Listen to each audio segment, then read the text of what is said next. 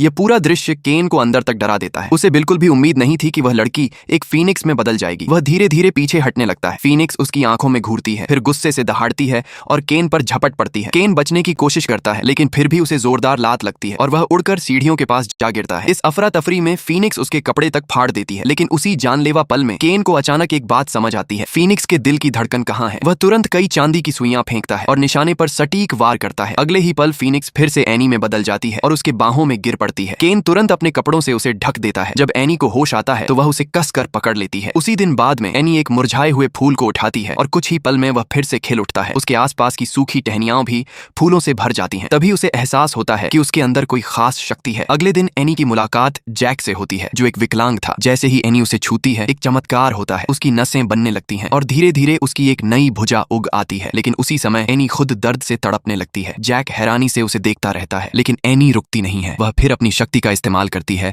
और जैक की टांग भी वापस उगाती है। अब तक एनी असहनीय पीड़ा में होती है। जैसे ही जैक पूरी तरह ठीक हो जाता है, एनी थक कर गिर पड़ती है। उसने यह सब इसलिए किया क्योंकि वह चाहती थी कि उसके साथी उसे एक राक्षस नहीं बल्कि अपना साथी समझें।